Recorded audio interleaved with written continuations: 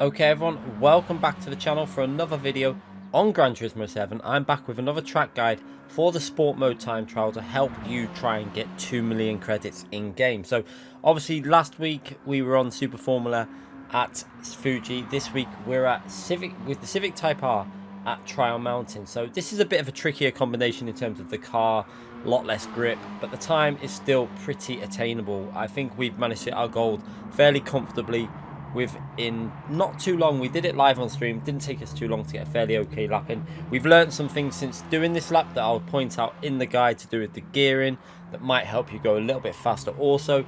But yeah, the time you're going to be looking for is probably going to be around about, I think if you get in the 14s, you should be close to the gold. I think if you're on a 14.5, you should be pretty safe. I can't see, if I'm in all honesty, I think anything below a 14.5 is going to be a gold time for 2 million credits. So if you're in the 13s, you're easily in. But this lap is a little bit faster than that, so hopefully I can point out some stuff that will help you out and get you that gold nice and easy. So remember to subscribe to the channel, hit that like button, hit the notification button, and let me know in the comment section if it did help you out. So let's start this lap, making sure you get a nice solid run on the final corner there to start your lap to carry as much speed down the straight. Now this is very important with a car like this because it's not exactly a power car, it's a road car, so try and make sure you get them exit speeds really good, and as much speed out of the corners as possible. So first braking zone, we're going to be looking for on the right hand side, you're going to see the orange barrier on the right hand side where it sticks out a little bit. That's going to be your reference, braking just past it. So just as we go past it, you can see the braking inputs going in here. Now you want to get the car over the orange on the left hand side, on the left of the curb. You can see, get your left hand tire onto that orange part, and you want to straight line this as much as you can. Now you can do this in 5th gear. I did it in 4th gear, but you can actually do it in 5th gear to carry a bit more speed through. Again, as we come to the second part, you're going to take as much of this corner off as you can. Be careful you don't get a penalty, but you can get that right hand tire onto the grass and then carry the speed all the way down into the next left. Now you're going to see I lift off the front and put a tiny bit of braking input here. This is to rotate the car a bit, get a bit of rotation on the car, and then make sure your left hand tire is touching the curb as you come through here, just for a bit of rotation. And then on that throttle aggressively. Now again, I could have done this probably a lot faster. You can see a lot of space on the exit there to carry a bit more speed. Next braking zone, the end of the orange barrier on the right hand side. Again, braking inputs going in just short of that and getting the car rotated in through this tunnel. Now I stay in 4th gear through here, but what I will say is I'm going to show you a point here. As I come through, you can see the understeer kicks in there. Now what I should have done here is downshift to 3rd gear and then gone straight back up to 4th gear just to help rotate the car with that shifting of the gears. However, I stayed in 4th gear, just about kept it on the line that we kind of wanted to do, and we get reasonable acceleration out the exit.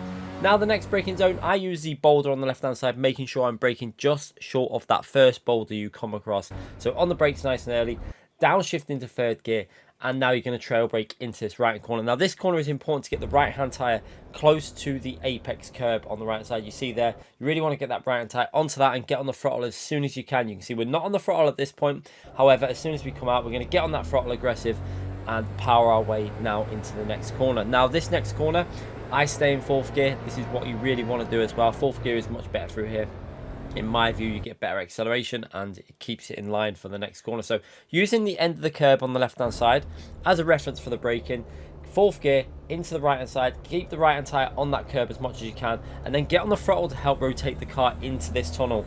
Now what we're going to do at this point is get the car all the way over to the right hand side and try and rotate the car, and you want as much exit width, so you want to get the car to the right and then chucking it into the left. You can see how we're using the full width for the track onto the brakes just past the start of the tunnel. You can see there onto the brakes nice and early and staying in 4th gear. So what we're doing here now is rotating the car through, and you can see the left hand tire almost on the leaves on the left hand side. That will give you so much grip and the ability to carry so much speed on the exit all the way into the tunnel. So staying in 4th gear there, all the way out, and then powering your way down this straight. Now one thing I spotted with my gearing was that I was over revving this car. You want to shift pretty much just at the end of the blue rev line. As soon as you get to the end, shift up a gear. So here, what I would recommend you do is, as you get to the top of the peak of the hill here, is just about as you're coming out the tunnel into 6th gear there, and let the speed carry on. I stayed in 5th gear and revved out.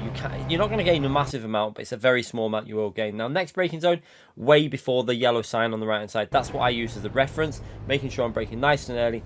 Downshift to 4th gear. Now through this corner again, I should have went down to 3rd gear for rotation. You see at this point, the car's starting to rotate, but what I should have done was gone down to third gear for a bit more rotation and then accelerated in third gear with this car for the uphill section. But I stayed in fourth gear.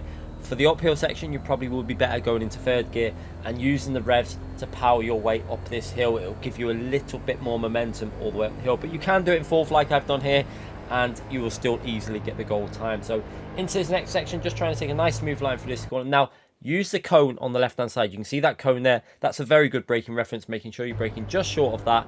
And then just be very gentle on the brakes, and then heavy as you go into the corner, and then trail brake off as you're coming into the apex, and then down to third gear. Now, what I'm going to do is go back up to fourth gear before we come out the exit. So you see there, back up to fourth gear. That's going to give us good acceleration all the way out the exit, and now into the next left-hand corner. Now, this next left-hand corner is pretty tricky. If you brake too late, you can understeer wide. But as long as you brake fairly early, I use the change of colour on the right-hand barrier there, again, to the orange as a reference, braking just slightly past the start of it. And this should be fairly sufficient to get your braking done. You see, down to third gear, get the left-hand tyre into the apex, use the curb again, let it rotate onto the throttle, stay in third gear again, then upshift to fourth as you're coming out the corner. So up to fourth gear on the exit, and we're going to work our way now into the final chicane. This is a tricky one. I use the change of colour on the right hand side here as a reference to make sure I'm braking quite a bit before that. You see the change of colour on the wall. That's what I'm looking for all the time. I brake just before that, down to second gear, and now into this left hand corner. You want to make sure you get your left hand tyre onto the curb on the left hand side. Now what you're going to do is when you get on this curb, you want to get the car all the way over to the left. So you're already planning for it now. You're turning to the left, not accelerating, letting the car rotate, and look, we're going to get the car all the way to the left. And now we're going to rotate it in and try and get into third gear nice and early so that we can carry the speed of third gear through this corner. So you see, up to third gear, and make sure you can actually take a bit of this curb off. So don't go all the way on the track. You know, use a bit of the curb and a bit of the mud if needed be, and accelerate out the corner in third gear, accelerating all the way on the straight now. And again, make sure you don't over rev this car. I'll say it again because I was over revving it a bit, but I will say that maybe the over revving at this point probably will help, because instead of changing gear, rev it out, and you might not need to change gear then. You might not lose that little bit of momentum. So we go over the line, 2 minute 12.9. I think that's well over a second clear of the goal time that you're going to need. I predict around 14.5 is going to be the time that you're going to need for the goal time. I think actually you might get away with a little bit faster. I think you might get away with gold if you're in the 14s, but we'll see as the week goes on. So watching the lap again from the chase camera, you can see we could have stayed in fifth gear here. I went down to fourth for a bit more rotation. You have to be careful with the rotation on the car through this section. It can easily catch you out. But again, you can see we had loads of space on the right hand side to carry a bit more speed through there. And this is where you can see if I would have gone to third gear there, got the rotation, then back up to fourth, we'd probably have been able to carry a little bit more speed through the tunnel. But still, not too bad as we work our way into this next right corner. Again, using that curb on the throttle early. And again, this is where you can gain a lot of time. This is where I think most people make the mistakes on this corner up here. You want to stay in fourth gear. Now, what you want to do here is make sure you're turning in early. A lot of people won't use this inside line. I notice it so much. You really want to get this car onto the almost on them leaves and powering out nice. And you can get on the throttle so early if you do that line. Just be cautious you don't get on the throttle too early, because you can understeer into the wall on the right side. But yeah, that will gain you massive amount of time all the way on this straight then. And then you're going to see here where at the top of the hill, just as you're coming out the tunnel, you really want to be going into sixth gear just as you're coming through the tunnel there, and then braking way before the yellow sign on the right hand side. That is the reference I always use, that little yellow turn sign. And again there, I should have went down to third gear. You can see the understeer kick in because I didn't really rotate the car. Third gear would have rotated it, and then we could have got on that throttle and powered our way up this hill a little bit better, but still not too bad. Through here, using that cone as a reference for the braking. Early upshift to fourth gear there gives you nice smooth exit speed and avoids the gear shifting on the exit as well. And then for this left hand corner, you see as we're coming down, it starts rotating in with the way that you go downhill. The car actually rotates with you, so it actually adds a bit of momentum to the rotation on the car. Now into this final corner, you're going to see again from this view how we're really rotating the car for that final corner. You see down second gear, no throttle in, just letting the car rotate, and then we're putting the throttle in. Early upshift to third gear, making sure the car's straightened up, because if you don't get the car straightened up with the front wheel drive, you're going to go into the barrier on the left. But not a bad lap, not particularly amazing, but it's good enough for the goal time quite easily. And yeah, hopefully you lot can get the goal time with a few tips from this video. Let me know in the description, in the comment section, if it's helped you out. Make sure you subscribe to the channel. We're going to be doing this every single time the time trial is on to help you get that gold.